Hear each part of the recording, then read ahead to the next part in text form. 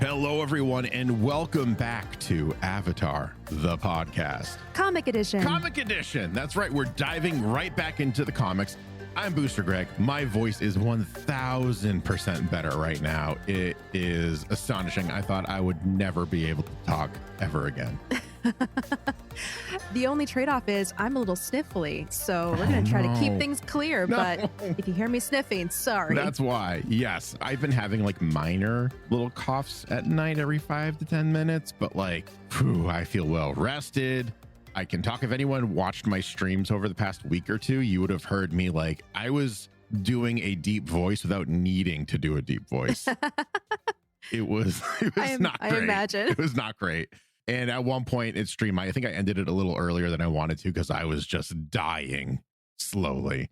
But anyways, thank you everyone who came back and allowed us to take a little extra time off just so we could heal up and get things ready and get going. Because like I would have hate to have died in a coughing fit while recording, and that would have been it. That would have been it. Like our very first Aang Mail episode where you nearly did. Yes, but that was just because like I was drinking something and went down the wrong tube. I think that was.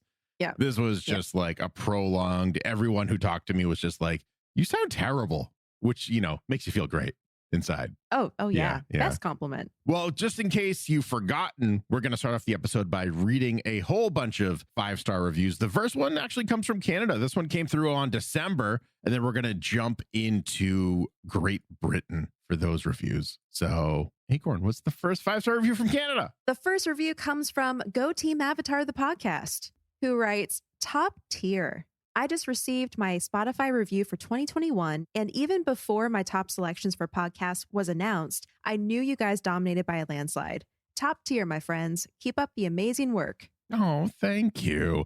I Thank think Go Team Avatar, the podcast, just helped me figure out what our new Aang Amazing is. Really? It's top tier. Wow. There we go. That's really good. That's a solid one. Thank you, Go Team Avatar, the podcast, for jogging my the old pun part of my brain. I think we're going to try to use that one from now on. We'll see. We'll see what sometimes you force it doesn't work. Sometimes you force it does. Sometimes it just naturally. We'll see. The next one comes from Louis Fran, and they write, "Love from Wales. I've recently finished rewatching the show and about to start the comics. Avatar, the podcast, is doing an amazing job of filling the avatar-shaped hole in my life. The mix of storytelling, insight, humor, and deep diving into the details is fantastic. Please keep doing what you're doing. I enjoy tuning in each week and will continue on the journey with you all the way. Sending love from across the pond here in Wales, in the UK, Louis." Thank you. That was so nice. Thank you, Louis. Thanks. The next review comes from Gemsy78, who writes, "Amazing. I was introduced to this podcast by my older sibling, Lemon Lord, and I absolutely love the podcast. I can't wait for book 3 and everything beyond. From Apatar." Apatar. Or Apatar. Apatar. It's so good. Lemon Lord. Wow. I feel like we haven't heard from Lemon Lord in a while. I hope you're doing well, friend. Yeah. Thank you. Thank you for introducing Apatar to the podcast. We appreciate it. And Apatar, we hope you've been enjoying the comics and the rest of the animated series. That's all up there now. Also, top tier screen names. Top tier. Oh, wow. I missed it. We had Top the one tier. shot to make this stick. We just came up with the best tagline, and I forget. Top tier. Top tier. Thank you. The next review comes from Frank Ast, and Frank writes, "The best Avatar podcast I've seen. This podcast is amazing.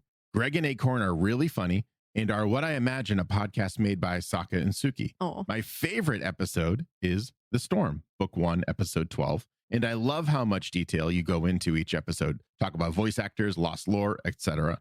Thank you for continuing to make the brilliant podcast." Thanks, Frank. Thanks, Frank. Oh my gosh. Frank shares one of your favorite episodes, Greg. The Storm was so good. It was so good. There's so many, I didn't realize how much I missed the original series until now. We're like a couple books into the comics, and like you sent me a TikTok of Secret Tunnel, and it was like, what was it, a hamster or a guinea pig or something just burrowing through?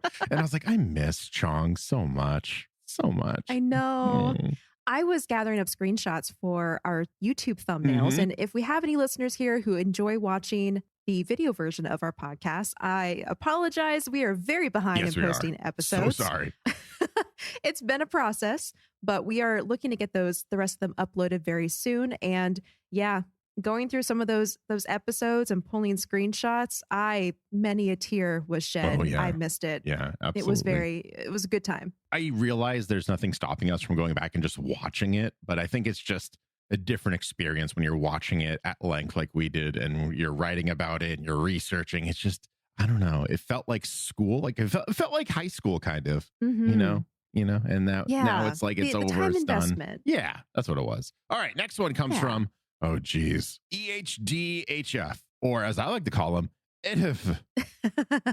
And they write, awesome podcast.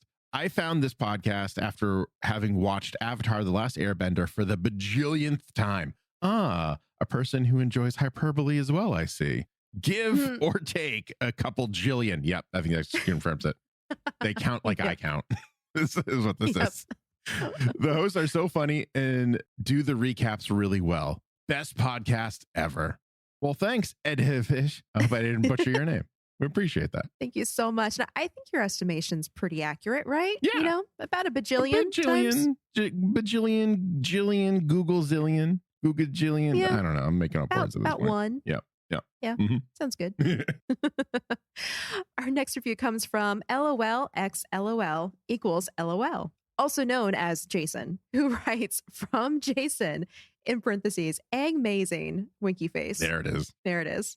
Well, what can I say? This is such an insightful podcast. I've been an Avatar fan for ages, but this has really made me think over what I thought about Avatar. My overall favorite characters in no particular order are Toph, Zuko, Uncle Iroh, Sokka, and Katara. And strangely, Jet. He just appeals to me. I know he's bad and stuff. I believed he was good for so long that he stuck to me. I was sad when he died, as Jet was trying to be good. Please give me a shout out. Thanks. 5 stars. P.S. This is the first podcast I've ever listened to, and if all podcasts are like this, then I will be listening to a lot more. Thanks again. P.P.S. If I had a moral of the season 2, it would be don't take the things and people you love for granted. Well, there's so much happening in that review, and I love it. There's a lot. Jason, thank you so much for the review. This is your shout out. Hey, Jason, that was it right there. Jason. Hey, Jason, buddy, old pal. There you go. There's your shout out. Thank you so much for the 5-star review. Love the top 5 right there. Top 5. If you say top 5 quickly, it's top 5. Top 5. Top 5. Yep, top 4. Top 5. Geez. Top tier. We're dissolving so quickly right now. We're not even done with the reviews. Yeah, thank you so much again for taking the time to write the review, and everyone as well. Remember, if you want your review read right here on Avatar the Podcast. Wait, we have one more. I know. Oh, okay. I know. I can save that for later, but it felt like a natural segue. Oh, okay. That's fine. Do your segue then. Now it's all ruined. Okay, the next and final 5-star review that we're going to be reading on this episode comes from Kate Rio 97, and they write, my favorite podcast. I found this podcast after rewatching Avatar: The Last Airbender on Netflix, and it did not disappoint. Acorn and Greg are so passionate about the show, and it is a real joy to hear all their thoughts and opinions. I also want to take a moment. I love it. To say I love all the puns and cannot wait until you get to Korra. Oh, thanks, Kate Rio. You. Kate Rio, however you say your name. Thank you so much. I love moment. Excellent pun. It's very good. Appreciate it. Now, if you're sitting here going, man, I wish I could hear Acorn and Greg read what I have to say about Avatar the podcast. Well, friends, do I have the opportunity for you? All you have to do is go to Apple Podcasts, leave a 5-star written review, and we'll read it on the show eventually. It's that easy. It's literally that easy. Because, if you don't write it, what, Acorn? We can't read it. You cannot read it. It cannot be read if it's never been written, because that's how the written language works. So please. So dumb. I love it, though. So please head over to Apple Podcasts, rate an Apple ID or whatever it is they have you make, and leave us a little written review. I do want to also take a quick moment before I forget, to shout out all of the Spotify fans for the ratings. Oh my God, yeah. There's no written system yet. It's only a 5-star review system. Or a 5-star rating system. And we nearly have as many 5-star reviews on Spotify over the past couple months, because it only came out not too long ago, as we do over on the US side of the Apple Podcasts. So it's just Easy. incredible. It's blew me away. I feel like I looked at it one night and then I was like, all right, we'll take it easy for a couple of days. And I came back and it was 205. So thank you all so much. That is not me exaggerating the number. That is, as of today, the actual number. So if you want to go ahead and leave more ratings on there, we super appreciate it. We appreciate everyone who took the time to, as always, leave the written review. Just leave a rating, emailing us, tuning into my Twitch streams, going to the Patreon, all of that good stuff. Like literally anytime anyone interacts with us on the YouTube. How could I have almost forgotten about the YouTube? We were just talking about it. Because we've neglected it pretty terribly and we feel horrible about it. So we apologize. We will do better on that. Everyone, thank you. And if anyone is out there wondering what happened to Toph's Metal Bending Academy, because we didn't cover it right after we covered Katara and the Pirate Silver, even though Suki alone, Katara and the Pirate Silver, and Toph Metal Bending Academy are all kind of considered like the same trilogy, so to speak. The standalones. Yeah, exactly. It doesn't actually happen yet. So what we're going to try to do from here on out is get everything in the chronological order. We're going to cover it in the chronological order instead of the order in which it was released, if that makes any sense. So for anyone who's looking forward to Toph's Metal Bending Academy, that's actually going to be happening in between The Rift and Smoke and Shadow is when that chronologically takes place. We didn't forget about it. We will never forget about Toph, ever. Even if someone bonks us on the head, we gain amnesia, Toph is still going to find a way in there. Because she's Toph tier. Because she's Toph tier. That's right. That's exactly right. So if you're looking forward to that, again, it will be a little bit because we have to go through the Promise, the Search, and the Rift. And then it's Toph Beifong's Metal Bending Academy. But we meet some of the characters that are here in Toph's Metal Bending Academy in this comic. That's right. And we actually, I didn't know what the order was. So I remember I was reading Toph Beifong's Metal Bending Academy. And I was like, who are these people? And then I messaged Acorn. I was like, I feel like we shouldn't be reading this yet. I felt bad. I felt wrong doing it. It was like a little guilty, like, oh, get a little peek at these guys. Okay, anyways, now the moment we've all been waiting for. Or the moment. For the moment. Welcome to The Promise, Part 1, or as we like to call it, the separation of Earth and State. I love it. That's a top tier pun right there. That is. That is a top tier. I love it. Also, here's a tongue twister for you all. Oh, no. Top tier, top 5. Never saying that. I can't do it. It can't be done. It's impossible. Top tier, top 5. Top tier, top 5. Okay, so The Promise Part 1 was written by Jean Luen Yang, art and coloring by Gurihiru, and lettering by Michael Heisler, and was published by Dark Horse Comics. We pick up basically right where we left off from the animated series. Team Avatar is meeting with Earth King Kui and decides to organize a movement with the goal of removing the Fire Nation colonies from the Earth Kingdom, trying to like restore balance to the world, right? After all, for the people of the Earth Kingdom, this occupation of the Fire Nation is a constant reminder of the 100-year war. It's essentially an old scar that will let them never forget about the horrors and the tragedies that kind of befell the Earth Kingdom during this time. While the group knows that this won't be an easy task, Aang optimistically declares that he is the Avatar and making stuff go peacefully is kind of his thing. After a bit of a back and forth, Sokka comes up with the name for the effort, the Harmony Restoration Movement. Toph asks how Sokka keeps on coming up with these goofy names, and Sokka admits it's a gift.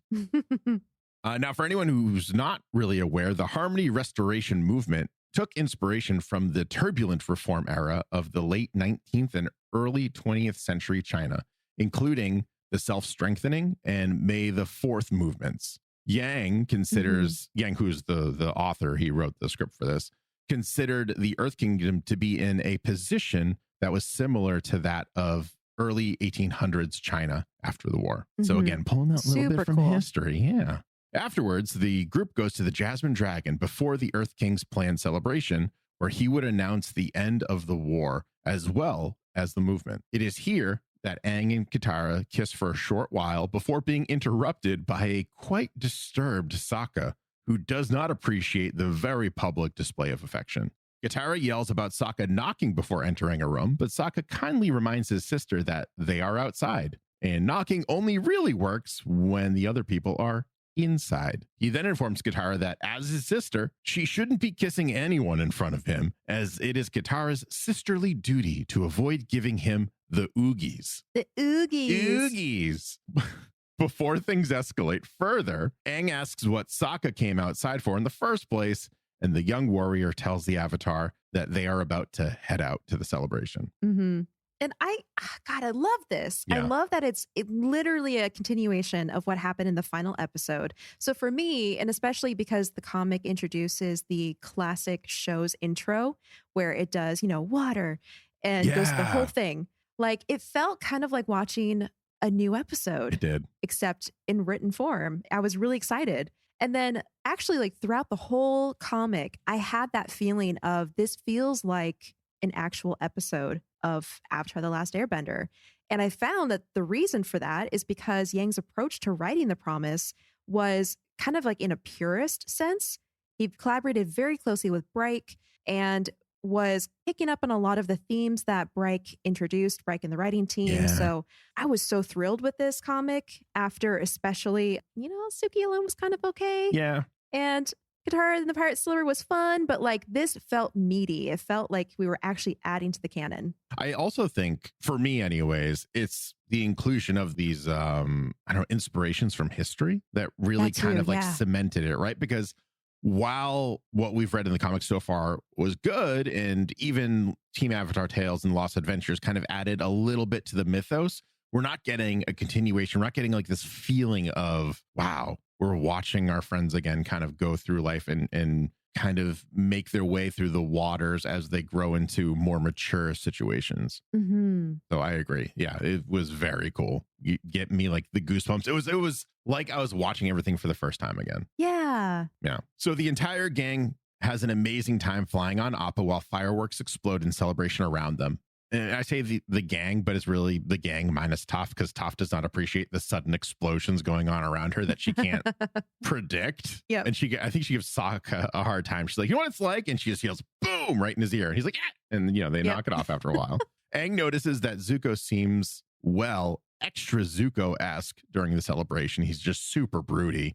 It is here that Zuko admits that he visited his father in prison and that he's been meaning to ask his friend the Avatar for a favor. If you ever see me turning into my father, I want you to end me, the Fire Lord asks his friend, the Avatar. I will say this. I kept on writing the prince and I had to delete it because he's the Fire Lord at this point. I'm just so used to writing it. Oh, true. For over a year. Yep. Aang is stunned at the request. He hesitates for a moment and then looks to Katara for guidance. She sternly nods her head and Aang lowers his and agrees. What a tough thing to ask and accept. Yeah, especially after going through everything that he did leading up to Sozin's Comet and having to face the Fire Lord. He agonized over the decision between killing or not killing Ozai. And then here, it isn't like a villain. It's his friend. Yeah. His friend Zuko, who's asking him, hey, if I ever get as bad as my dad, please off me. That's tough in general. But with Aang's upbringing, that's kind of impossible. Yeah, I like it. When I read this page, it didn't sit super well with me. Like you just brought up, he had a hard time trying to kill a villain, an actual person who he like demonized in his own head. And I think as did I. There's no two dimensions to Ozai for me anyways. He's just the one bad guy. So the fact that he was able to just agree, I was like, he's agreeing and hoping that he never has to act on it. Mm-hmm. Yeah. They're at a high note, they just won the war. Yeah. Everything is peaceful. Everyone's celebrating. So I'm sure Aang just kind of goes along with it because he's like, I don't think this is ever going to happen. But okay, Zuko. It'll be great. He'll never turn into his father. Easy. Yeah. And I was actually reading that Yang says the promise intends to explore this concept of, is it right to murder? Which is also a trope that stems from Buddhism, which the air nomad culture is, of course, pretty much based on. And also he wanted to explore voluntary euthanasia. So would Aang be justified in killing Zuko if the latter asked for such treatment long beforehand? And on top of all of this, Aang's identity as an airbender, where, again, murder cannot be tolerated from his culture, and as the Avatar, where murder is justified to keep balance. Between all of that is his role as a friend to Zuko. So the conflict between these three separate ideologies is something that the promise really dives into and compares and contrasts and brings up a lot of conflict. Yeah. Yeah, we get real deep. Spoilers, we're getting really deep in this one. Like, if it wasn't obvious from the first couple pages in this book, it's going to deal with some heavy stuff. Mm-hmm. So be warned. Something on a little lighter note. So this whole fireworks scene, if this kind of feels a little familiar, especially to any of our American listeners, and maybe not just American listeners, but maybe throughout the world, this is kind of meant to represent the partying on graduation night kind of deal. So we've already had like the house party from the beach, right?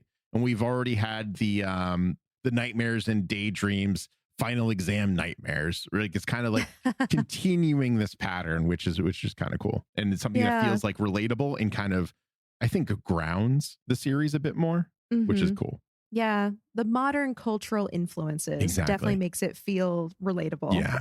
So after he agrees, he's like, yeah, sure, I'll kill you if you turn into your father. No problem. We actually jump a year later and we have Zuko waking up paranoid that someone is trying to kill him in his sleep. While his guards discredit this claim, they are knocked out by an assassin. Surprise! Zuko is right. Zuko defends himself against the attacking assassin, eventually managing to defeat her. Zuko removes the mask to find not the face of a stone-cold killer, but that of a girl no older than himself. Convince me not to take your life, Zuko tells the young woman. The assassin then informs the Fire Lord that her family has been loyal to the royal family for generations. Zuko lowers his guard when he learns that this is Kori Morishita, the daughter of the mayor of Yudao. Kori claims that her entire life has been ruined by the Harmony Restoration movement, and also that of her father's. Zuko spares her and takes her back to the colony. What a time jump. Yeah. And like right into action too, where it's just Zuko being like, someone's trying to kill me. I can sense it. My Zuko senses. Which I'm sure the intention behind that was to show us that Zuko might be losing his mind. Yeah. Oh no. Yeah. What if Aang will have to like fulfill his promise? But then it turns out, no, he actually did have his spidey senses going off and there was an assassin in the palace. Yes, indeed. So Kori returns to Yudao and her father rushes to her side, confused and worried about her bound hands. Kori admits that she went to take care of their problem, which leaves her father even more confused. Zuko approaches the father and daughter and informs the mayor that his daughter snuck into his home and tried to kill him. The mayor immediately bows and begs Zuko for his forgiveness. When Zuko tells the mayor that the town should be burned to ashes for this trespass, Kori speaks up and yells that the Harmony and Restoration movement will accomplish just that without Zuko needing to lift a finger. Zuko corrects the hot-tempered young woman and tells her that the movement is a means to restore peace in the world. Hearing this, the mayor tells the Fire Lord that his family has lived on this land for generations and the city was built on their blood, sweat, and tears. He continues to say that they have just as much of a right to be in Yudao as anyone else, and that Ozai would never have let the Avatar bully him into something so obviously bad for his own citizens.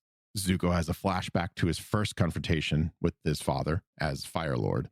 Ozai had dodged Zuko's questioning about his mother, instead inviting Zuko to have tea with him in kind of that like, you should bring me tea kind of. It's like he's trying to teach Zuko a lesson with this in a very Iroh manner, which I was like, it like made me, it didn't sit right with me. It made me kind of like wiggle and worm around a little bit. It was uncomfortable. It was very uncomfortable because he's what Ozai is trying to do in this scene, this prison scene, is teach his son how to interrogate prisoners through mild suggestions and trying to manipulate Zuko. So he's like, you should play good cop first. Oh God, yeah. And it has this feeling of threat to it because even though Ozai is powerless in a cell behind bars, he still feels like a cobra that could strike you. Like we've stripped him of all of his power and influence, and yet he still feels just as dangerous. It's almost like Hannibal Lecter in a cell from Silence of the Lambs. Exactly. Yes. It's very unsettling. You know that he can't get you,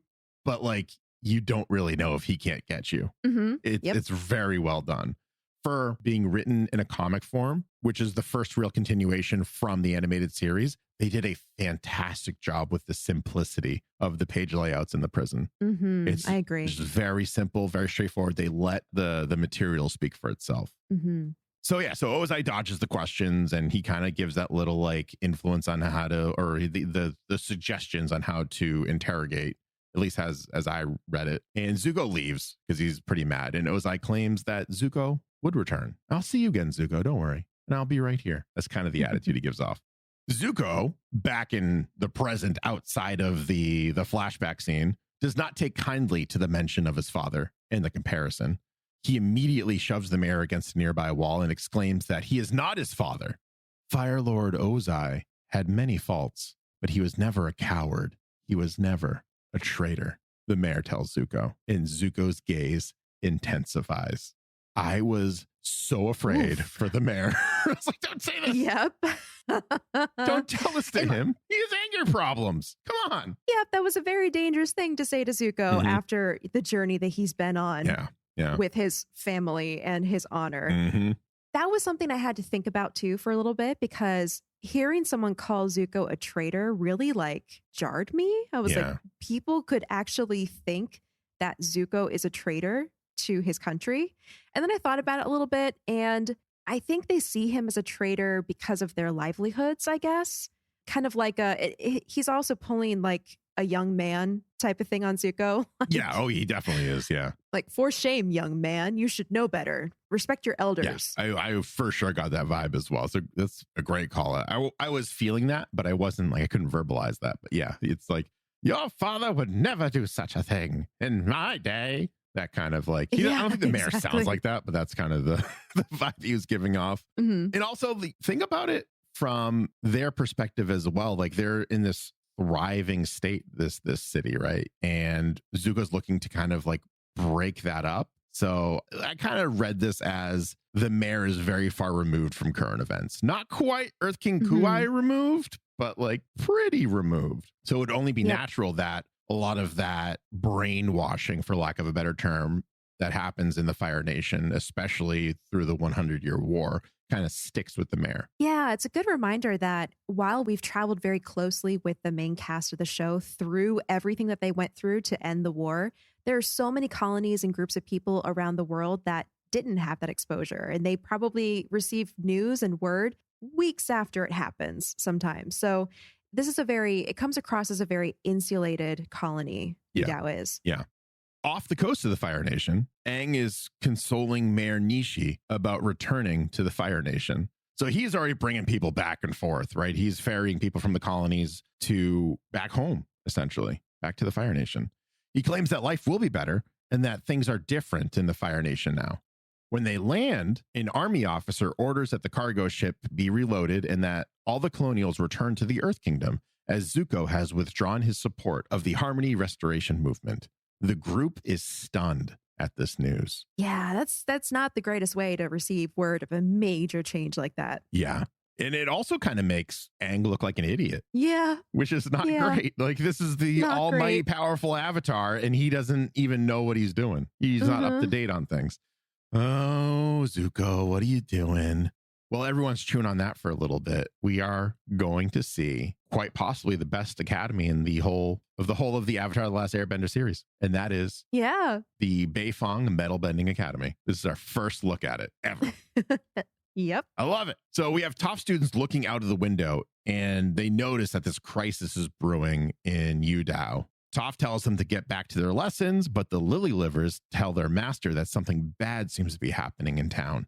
Toph takes a moment to listen and notices that something is happening in Yudao. But then she hears Appa flying overhead and is basically, okay, guys, bye. I gotta go see my real friends now. See you later.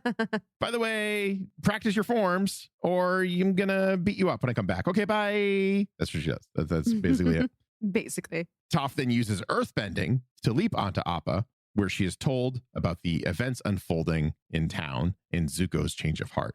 Toph then mentions that it seems like Zuko is beginning to act like Ozai, but Sokka notes that they do not know this yet for sure. Uh-oh. Yeah. I want to point out that Toph just launches herself in the air without being able to see where Appa is. Mm-hmm. I noticed that too. And you know what I thought of? Smell. I thought of the desert where she had to launch boulders into the air at the hornet wasps. Oh, And it took her a little bit. Yeah. And then she started, being able to hit them. So I kind of feel like that's a learned skill from their journey. I agree, but it's a big risk launching yourself versus boulders because you don't. She doesn't even know if Appa sees her or if any of Team Avatar sees her. So okay, I'll take a step back and I'll assume that she knows how to land safely from such a maneuver. Yeah, because I think if anything, if she misses for some reason, I feel like she'd be able to sense the ground as she's coming closer to it and be able to like launch a pillar up to catch her. Make a slide of some kind or a shoot. I believe it. Aang meditates and calls on Roku for help, as he always does.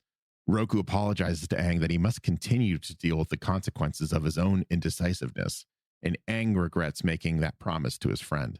After all, the Avatar could not bring himself to kill Ozai, and he was, quote unquote, evil all the way through, as Aang describes him. How is he supposed to kill his own firebending teacher, his own friend? Aang wonders what kind of person that would make him. A person who keeps his promises, Roku tells the young airbender. Zuko was in his clearest moment when he asked you for that promise. He knew what was at stake. Avatar Roku then admits that he regrets never ending Fire Lord Sozin when he had the opportunity, even though the two were like brothers. Aang still hesitates a bit, but tells Roku that he will go to Yudao, find Zuko, and they will sit down and talk. Roku offers his life lesson once again to the Avatar. Be decisive. A promise is a promise. I get where Roku's coming from, but I also feel like he's a little black and white. He's very black and white. He's also on loop this whole time. He's just a broken record. It's the same advice. Be decisive. Be decisive. Okay, what else? What other pearls you got for me? Make decisions. Okay, thanks, Roku. I got it from here. Thanks. Great talk. Good talk. Good calling on you, pal. Yep. The group arrives at Yudao and lands next to a less than peaceful protest outside the walls of the city. Katara recognizes Smellerbee and Sokka misgenders her, which I thought was a writing error at first because he was like, oh yeah, he's over there. And I was like, Smellerbee's a girl. We went over this. We had this all, but he wasn't there for that, I don't think. Anyways. Yeah. Sokka does that's what I said, she. And they move on pretty quickly. Smellerbee and Longshot, who is also there, turns around to see Aang, and Smellerbee announces the arrival of the Avatar to the crowd. When Aang tells the freedom fighter that he is just here to talk to Zuko, she is enraged and tells him that the time for talking was over as soon as the Fire Lord broke with the Harmony Restoration movement. Also, Aang is not getting into the city as it's very heavily guarded. Sneers, who we have not seen since like book one. I forgot Sneers existed, not gonna lie. I had to do a quick Google search for Sneers and make sure this wasn't a character that I missed somehow. It was just from the old freedom fighter days. So Sneers offers to break open a new gate for the gang, but Aang tells him that the gesture would not be necessary and they will find a way in. Aang asks if his quote unquote sweetie is ready, and Katara tells her sweetie that she is. And Sokka and Toph get the Oogies as Aang and Katara fly over the wall of Yudao. Yep. I feel like it's necessary to point out or to say that it did take Yang some time and thought to choose the pet name Sweetie for Aang and Katara. Yeah. I think for all intents and purposes, it's a good one. It's great. A good kind of culturally neutral type of pet name. However, it is used a lot. It's like almost every page that we see Aang and Katara, one of them is calling the other Sweetie. I glossed over it a lot because it gave me the Oogies, which I think is what was going for, what Yang was going for in this was like the perfect word. It's pretty, like you said, it's pretty like neutral culturally, but it's just like, ugh, I don't want to hear that. Yeah. I don't want to hear that. Get that out of here. Oh, here's something cool that I read. This got me really excited. So Yang originally included Jet as a protester alongside Smellerbee, Longshot, and Sneers, having believed that the character's supposed death to have been ambiguous enough for him to still be alive. However, this draft idea was scrapped when Yang was informed that Jet is in fact dead. Oh, well, that settles that. We even had that conversation. We did. We were like, is he dead though? I mean, he could have survived. Nope. Officially dead. It's canon. Sorry, everyone. Oh, sad. Yeah, I know. It took me, I got excited about that. And I was like, oh, Jet trivia. Oh, Jet trivia. That was my emotional roller coaster right there. As soon as the happy couple lands, They find themselves face to face with Fire Nation forces. They are told, quite forcefully, to leave, but Aang calmly tells the angry man in front of them that all they want to do is talk to Zuko. The man, I'm going to say man, because I don't know if this is a lieutenant or a sergeant or what. They didn't really, this guy doesn't even have a name. But he attacks Aang, who manages to avoid the firebending attacks and uses earthbending to incapacitate him. The other soldiers jump in and attack after being ordered to, but the Avatar is able to defeat them with the help of Katara, of course. And I say with the help of Katara, but she like takes down like 4 or 5 of them as quickly, if not faster, than Aang is able to take down a single one. So we get like this awesome, like panned out shot of one guy being incapacitated by earthbending. Another guy is just down defeated. And there's like 5 guys around the page that are just pinned and like frozen and just water bending. I've been defeated by water bending. It was kind of funny. I liked it a lot. It's great. When the last soldier tries to ambush the sweeties, I'm going to say it like that from now on for the rest of my life. Sweeties, Katara tries to attack with ice shards, but is stopped by Zuko, who neutralizes the move by holding her arms still. Katara demands that Zuko let her go as he is hurting her, and Zuko tries to reason with the sweeties and tells them that they are hurting his soldiers. Aang doesn't want to hear any of this and knocks Zuko back with airbending, because Aang is really he's almost in this like weird panic kind of state where he's like, Zuko's hurting Katara. I've got to save Katara very quickly. So he just kind of like lashes. Aang tells Zuko that they came here to talk to him as a friend, but the Fire Lord has changed. According to Aang, Zuko has forgotten what they fought for last year. Aang enters the Avatar state and declares that a promise is a promise. Zuko's eyes widen. Fortunately for Zuko, Katara calms down Aang as Katara does, so Aang doesn't obliterate Zuko, doesn't turn him to ashes. He just gets to live. Aang is immediately ashamed of his actions, and Zuko notes that they both need to calm down and talk, which is exactly what Aang has been saying this whole damn time. Yep. And Aang is quite annoyed at that as well. Zuko gives the couple a tour of Yudao, making sure to point out how integrated the lives of the Fire Nation and Earth Kingdom citizens have become. Aang points out that there is still an unequal hierarchy of wealth, and Zuko admits that, it's not perfect, but it's still better than it was 100 years ago. Aang tells Zuko that this is all well and good, but betraying the movement is going to start another war. This is when Zuko admits that when he first came to Yudao, he was personally going to enforce the movement, but then he learned about Corey and her family. It turns out the mayor, who is of the Fire Nation, married an earthbender, which that ability carried over to Corey. So Corey, while having a lot of the physical traits, I'll call them, like she looks like a Fire Nation citizen, she's an earthbender. So she earthbends her shackles right off, which surprises everyone who didn't know she was an earthbender. Corey's mother kindly asks Zuko to spend a few days in Yudao, to which he agrees. It is during this time that Zuko noticed the balance of life in the city and how this movement would shatter the lives of his people. Zuko tells Aang that it would be disrespectful to rip these people from their homes that they spent generations building, and he won't do it. Aang yells back that harmony requires 4 separate nations to balance each other out. They can't have balance if one nation occupies another. Katara sees Corey and her parents and wonders if an exception can be made for Yudao. Zuko likes this idea and believes that exceptions should be made for all of the remaining colonies, because if you give a mouse a cookie, they're going to want a glass of milk. Most of the colonies are even older than Aang. Aang believes that this would make peace impossible. Katara tells the boys that regardless of any discussion today, the Earth King also needs to be a part of whatever happens next. Aang and Katara will arrange a meeting, and Zuko agrees to attend. Oh boy, there's a lot to talk about here.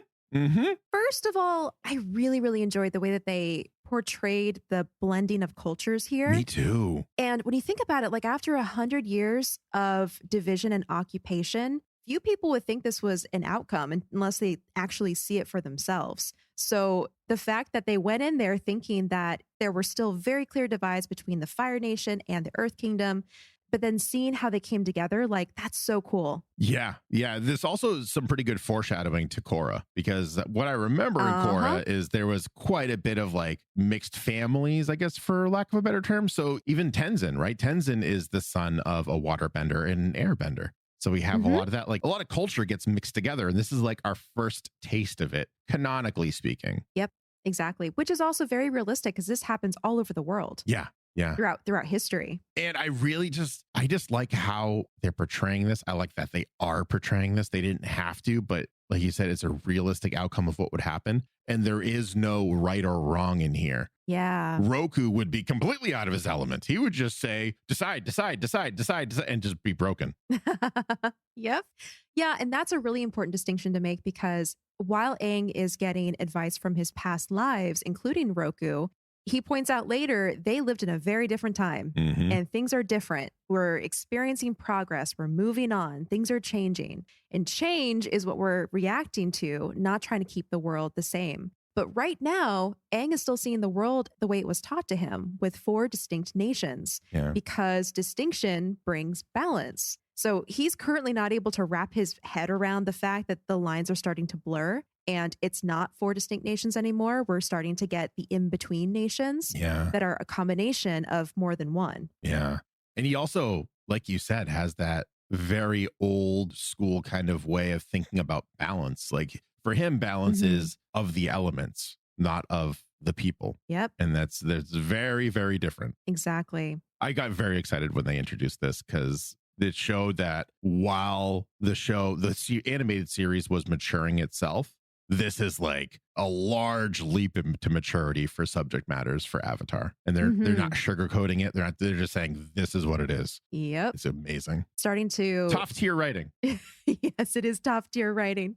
And that's, I think, what makes it feel so nostalgically like the Avatar: The Last Airbender animated show, because it's dealing with these really, really big concepts, just like the show did. It's not just fun and games in comic form, fun little adventures. It's like actual serious topics about the changing world that is going to lead directly into Korra, which I have many things to say about in The Promise Part 2, because I love the way that they're setting all this up.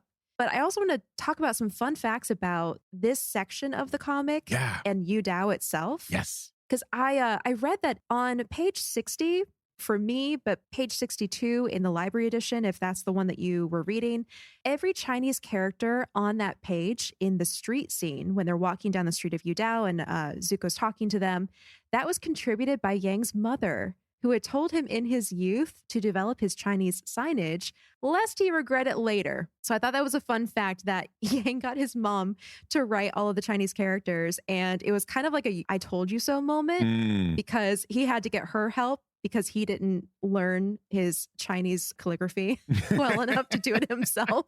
So he did kind of regret it later, but it was also a nice way for his mom to contribute. It's also kind of reminiscent of what's going on in Yu Dao too, right? Yep. That whole blending of cultures, and some stuff gets lost while others are a little more prominent. Interesting. And Yu Dao itself, I read, was heavily based on a city in China that was a German colony from 1898 to 1918 called Qingdao. Wow. Interesting. So again, with the whole history concept, I love how the makers of this show and these comics take so much inspiration from real life. Yeah. So in this case, Yu Dao was based on a city that was actually a German colony. So the things that are happening in Yu Dao were pulled from history. Like I was saying, like this stuff happens in the real world. Yeah. Yeah. And again, that's what's given us that whole like, ooh, the animated series kind of like tingles, right? It's all these details. I'm so excited for the comics now. I thought I kind of understood why everyone was excited about the comics in the first 3 episodes that we did for comics, but this has cemented it for me. Oh yeah. Cannot wait. This convinced me. Yeah. So while all this is going on, and Aang and Katara are inside Yu Dao, Sokka and Toph, they were outside of the walls with the protesters. Sokka suggests that the group calm down and is hit by a small rock almost immediately. Toph raises herself into the air on an earth column and basically just silences everyone because she's super powerful and impressive, and no one saw that coming. Sokka then does his Sokka thing and kind of chimes in and says, yeah, it's a good thing you guys piped down. Otherwise, I would have had to use Boomerang on you. And he pulls out Boomerang, which he somehow got back after the finale, which I have very mixed feelings about, because I still like my story of like he loses Boomerang and it comes back to him on his grave. I still want that to be a thing, but it's ruined. Right. But I guess I should be happy that Boomerang came back, because Boomerang always comes back. Mm-hmm. And if you're listening and you don't know that reference, that is from our Avatar episode about the new Avatar Studios content and what we'd like to see. Yeah. So you can find that on YouTube, on our YouTube page, which is youtube.com/Avatar the podcast. Yes.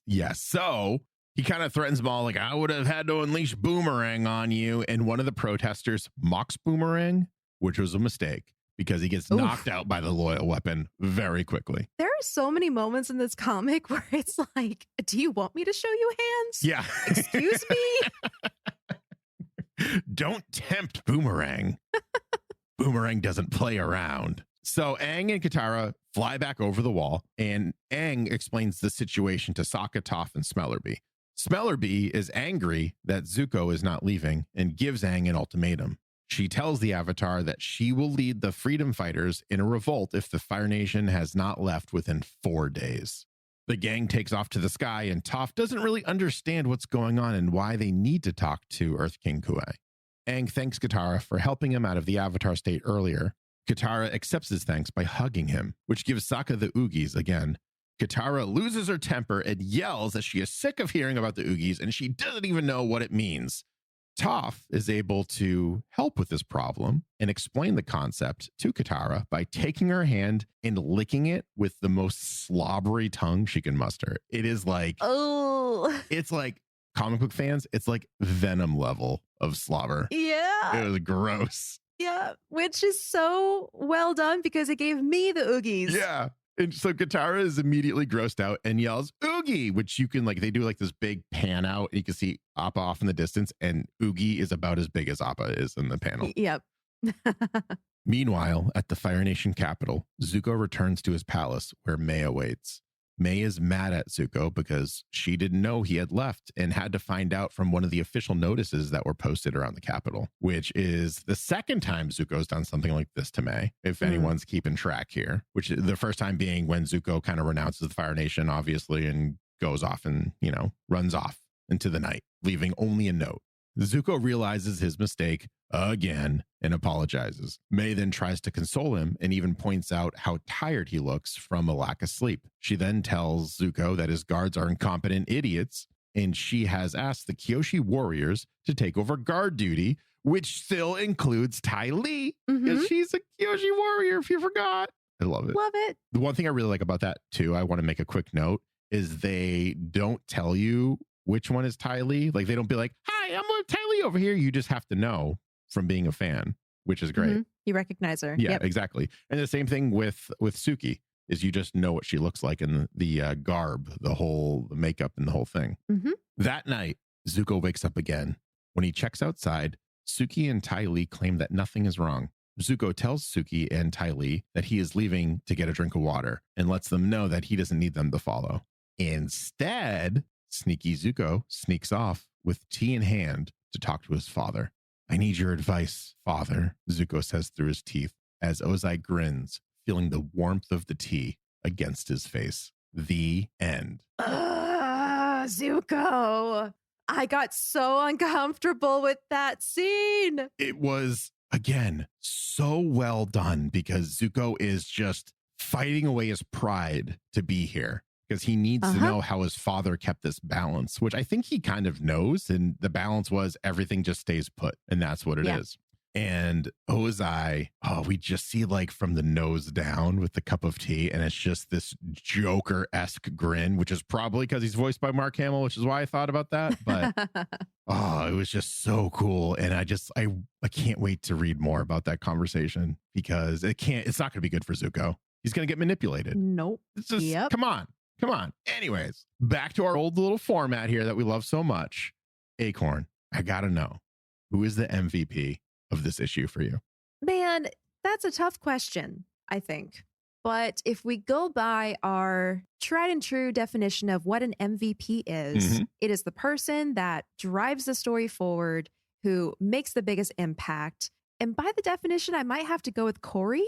Okay. Because it was her actions that brought Zuko's attention to Yudao, and her family is what got him to change his mind about the Harmony Restoration movement, which is the catalyst for all of this that's about to come from the Promise trilogy.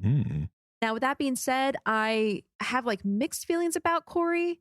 I think she is like a very headstrong character, and that's kind of all that she is as a character, which I would have liked to see more nuance, which we kind of get in book 2. But for the MVP, I think it'd be her. Okay. I did not see that coming. What about you? For me, I think it's Zuko, if I'm being honest with myself. I really admire his ability to grow and take in the opinions and quarrels of his citizens and adapt to it and learn and almost like go with the flow, like almost like a waterbender or an airbender. Like he's very agile in that way as a leader. And even going to his father for advice, my opinion, terrible move, should have just gone to Iroh. But he was able to kind of put his pride aside for the first time almost ever, really, if you think about it. Like even in the main series, the animated series, when he joined Team Avatar, he didn't have to like swallow his pride to do it. It was awkward for sure, but he wasn't like conflicted. He's like, this is what I do next. He's conflicted about getting the opinions of his father, but he knows he has to do it. He knows he has to find the right resource for this, which just so happens to be an egomaniacal piece of duty, in my opinion. Yep. Zuko was very, very closely my second choice, and I kind of struggled with it. So I'm glad that we have both. Yeah. I mean, I think moral of the MVP, I know I'm confusing everyone and like merging things here, but I think that like he grew a lot over the past year that we didn't really see. And that shows. And I'm very excited for more Zuko now. I think he's getting out of his Linkin Park phase. I know it was never a phase, but still, it's a lifestyle. But I think we're going to get a more mature Zuko going forward, which I am very, very much looking forward to. So, yeah. Me too. Moral of the issue, because they're not episodes. They're not even really issues. I know, don't nitpick me on this, but it's just snappier to say moral of the issue instead of saying moral of the collection. Or moral of the comic? Moral of the comic. But then the comic is like, it's all the comic. Anyways, what moral did you pull out of The Promise Part 1? Good question. Okay, this might be kind of a weird stretch. Maybe you can help me come up with better words for it. But I felt like the moral of this issue, this comic, is don't shy away from experience. Because experience is what leads to wisdom and the ability to make stronger decisions in the future. I like that. I cannot improve upon that at all. So, okay. That's perfect. That's very well. Yeah. For me, I think the moral I pulled out of this is, and I think we've said this for an episode, but it's really reinforced here, and I can't not say it. Life isn't black and white. There's a lot of gray in there. And that's what this is telling us. There's no right or wrong, or sometimes the right is wrong and the wrong is right, depending on your point of view. Yep. So we're in this mess here. There is no black and white. There is only gray. You know, I love that one because the older I get, the more I see that in the world. There really is no black and white. It's literally just each individual experience and how that impacts the greater world around you. That's right. So that's it. That is The Promise Part 1. Wow. What a great start. Oh man. I'm so invested now. I know. I really know. And it's one of those things where, because we're reading from the collected version. So like I went through, I read 200 pages and I was like, oh wait, I've gone too far. I've gone too far. Same. Let's go back. So again, as a friendly reminder, we are on an every other week schedule. So there will not be an episode next week, but the week after that, you will find The Promise Part 2. It'll give you time to read it too. Yeah. And that's also the good thing about this, right? It might take some people a little extra time to read than to sit down and watch a 23, 24-minute episode. So we all get a little bit of a breather. No rush. You can always listen to us, as soon as you finish it. We're going to keep on trucking along. And until the next episode, and if you're caught up on everything and all the YouTubes and everything like that, you can find me over at twitch.tv/BoosterGreg on Monday and Friday evenings at 8 p.m. Eastern Standard Time. Sometimes Thursdays. I'm sprinkling Thursdays in there now. Spicy. It's very spicy. It's the jalapeno Thursdays. is what that is. I don't know why I said that. That's weird. Talkie Thursday. Talkie Thursdays. That's what it is. But yeah, come hang out. Come on down. It's a great time. We've got so many people who have joined us from the Avatar the Podcast community, and we just have a great and solid time. So I look forward to seeing you all. You can also find me on Twitter at Booster Greg, and my very dead Instagram, which every once in a while I get a notification that's like, hey, you got a new follower. And I'm like, hey, I appreciate it. There's nothing new here. It's just pictures of my dogs. If you like dogs, go to my Instagram. And you can find me on TikTok as well. I think that's everything. Yep, I think that's everything. Yeah. When in doubt, Google Booster Greg. Yeah. And it's me. I will be there waiting. And you can find me online at Acorn Bandit. Also, all the places. My Instagram is also pretty dead. So if you're looking at it around this time, I haven't updated it in a while. Maybe that'll change in the future. You can find me on Twitter and Instagram at Acorn Bandit. You can also find me over on joysons.com, which is my website where I list the enamel pins that we've created. I say we because Greg is the newest addition to the design team. Hey. Because we've made official Avatar the Podcast pins. That's right. And to help you get there, it is spelled JOISANS.com. Don't forget the S. I'm also part of the marketing team. Yeah. Coming up next time, The Promise Part 2. that's right. And I can't wait. Okay, sorry. I contain my excitement so we can do this last bit. All this and more next time on Avatar the Podcast.